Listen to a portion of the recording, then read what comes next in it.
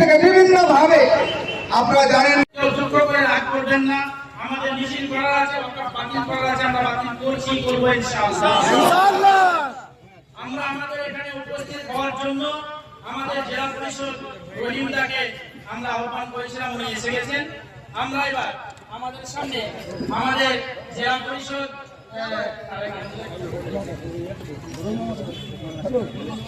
আমাদের প্রায় জমা হয়ে গেছে, তো আমাদের জেলা পরিষদ আমাদের রহিমদা আপনাদের সামনে ওয়াকফ নিয়ে সামান্য কথা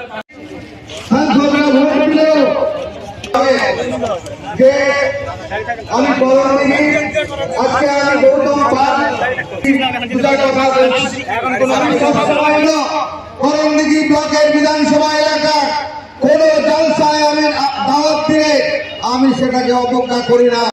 होता नहीं है, माँ दूध नहीं देती है और हक मांग के नहीं, हक छीन के लिए आता है। कितनी इस माओवादी में, इस हिंदुस्तान की मिट्टी में जितना हक उनका है उतना हक मेरा है।